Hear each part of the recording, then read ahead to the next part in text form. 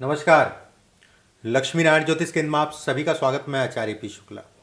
आज का हमारा विषय जो है बुद्ध से संबंधित है। बुद्ध एक सामान्य भाषा में अगर कहा जाए बुद्धि, एक सामान्य भाषा में अगर कहा जाए बुद्ध मतलब व्यवसाय, एक सामान्य भाषा में अगर कहा जाए बुद्ध उतना ही महत्वपूर्ण है। देखिए, कोई भी काम हम करते हैं तो कहीं ना कहीं बुद्धि का प्रयोग करते हैं।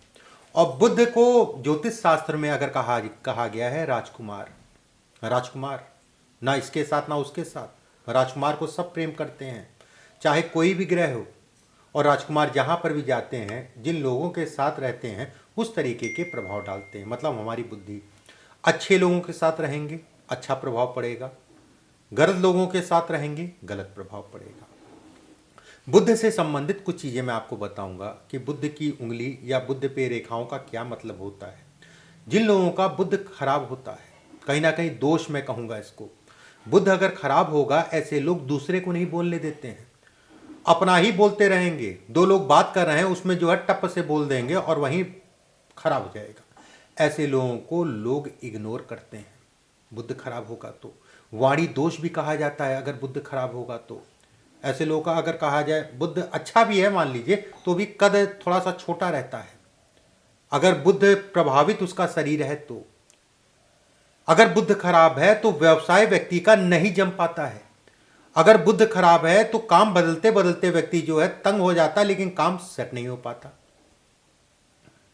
जीवन साथी अगर कहा जाए नाकारा होता है, जीवन साथी अगर कहा जाए लड़ने वाला होता है, वैवाहिक जीवन पे भी बेहद खराब प्रभाव डालता है अगर व्यक्ति का बुद्ध खराब है।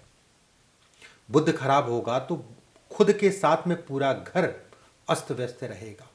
ऐसे ही कुछ अच्छे और कुछ खराब रेखाएं मैं बताता हूं बुद्ध से संबंधित। चैनल वीडियो को ज़्यादा से ज़्यादा, हर बार मैं कहता हूं और मैं केवल कहता इसलिए हूं कि आप लोग याद रखें, वीडियो को ज़्यादा से ज़्यादा लोगों तक पहुंचाइए कि ये ज्ञान सब तक, हर व्यक्ति तक जा पाए। लाइक कर दीजिएगा और कोई कमेंट है, कुछ पूछना चाह रहे हैं तो कमेंट बॉक्स में ज़रूर डाल दीजिएगा। चलिए एक एक करके मैं चीज़ों के बारे में बताता हूँ। सबसे पहले समझ लीजिए कि बुद्ध की किस जगह पे देखा जाता है। सबसे छोटी, जिसे हम कहते हैं छोटी उंगली, लिटिल फिंगर, बहुत अलग अलग नाम है, चिच्ची उंगली भी कहते हैं, कनिष्ठा भी कहा जाता है। सबसे छोटी उंगली अगर कहा जाए बुद्ध की है। और ये क्षेत्र अगर कहा जाए बुद्ध का पर्वत है। आज हम बात करेंगे उंगली से संबंधित, बुद्ध की उंगली। ठीक है, अगर ये हिस्सा लंबा है,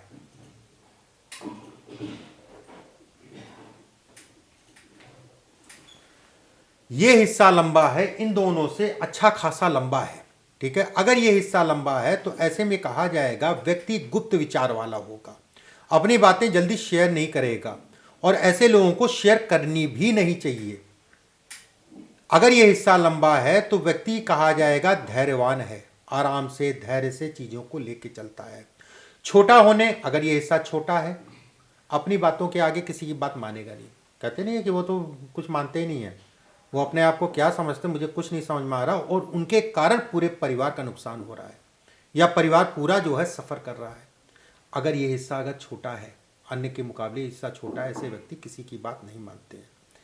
बुद्ध की उंगली के ऊपर अगर तिल है, अगर बुद्ध की उंगली के ऊपर तिल है, तिल भी कई तरीके के होते हैं।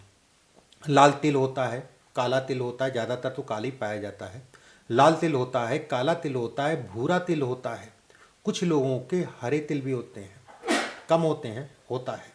अगर बुद्ध की उंगली पे तिल है, ऐसे में कहा जाएगा व्यक्ति को अपने नेचर को बदल के चलना चाहिए। व्यक्ति को किसी के साथ साझेदारी में काम नहीं करना चाहिए। मैं आगे की बात कर रहा हूं, ठीक है, इस जगह की, मतलब आगे की। व्यक्ति को साझेदारी में काम नहीं करना चाहिए। अगर ये पीछे तिल है तो दिमाग से ही परेशान रहेगा, कुछ ना कुछ दिमाग में अंड बंड चलता रहेगा। अगर आगे तिल है तो ये कहा जाएगा शरीर को भी कमजोरी करता है, पेट की समस्या देता है, चर्म रोग देता है, खून जनित बीमारी को पैदा करता है, पैसे से संबंधित तनाव देता है, धन को लेके भी तनाव को ये दिखाता है, धन से संबंधित चीज़ों को भी दिखाता है। बुध की उंगली सूर्य के तीसरे पर्व के ऊपर आ रही है, इसका क्या मतलब है? जीवन साथी अच्छा होगा, जीवन साथी कहीं ना कहीं योग्य होगा, या फिर ये कह लीजिए जीवन साथी के कारण ज़्यादातर मैंने जो देखा है, मैंने जो समझा है, जो मैंने सीखा है अपने गुरुओं से, ज़्यादातर, मैं ये नहीं कहूँगा कि ये 100%, मैं ज़्यादातर, ठीक है, ये 100% मैं नहीं कहूँगा, लेकिन ज़्यादातर ऐसे लोगों के जीवन साथी उनके कमांड में रहते हैं, डरते हैं। ठीक है, अगर ये है महिला के हाथ में है, महिला अपने उल्टे हाथ में देखे, पुरुष के हाथ में सीधे हाथ में देखे, ज़्यादातर ये देखा गया है। वैवाहिक जीवन में ये कहीं ना कहीं विवाह के बाद व्यक्ति को सफल करता है, वैवाहिक जीवन के बाद व्यक्ति सफल होता है, ये सफलता के संकेत को भी दिखाता है।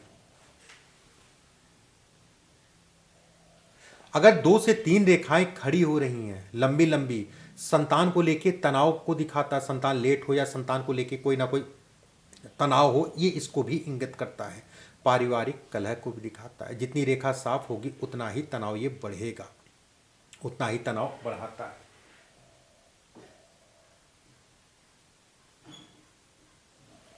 अगर तीसरे पर्व पे आपका जो है एक ट्रायंगल बन रहा हो, व्यवसायी, ऐसे लोग अगर व्यवसाय करते हैं तो अच्छे स्तर का व्यवसाय करते हैं, बड़े व्यवसाय को दिखाता है।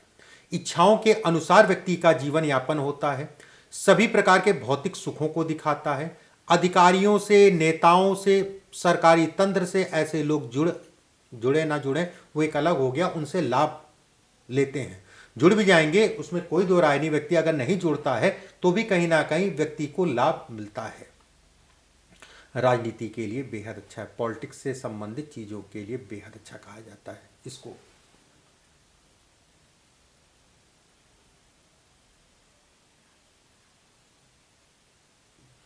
बुध के मूल, मूल मतलब जड़, बुध के मूल से 3 से 4 रेखाएं जो है खड़ी हों, उसका क्या मतलब है?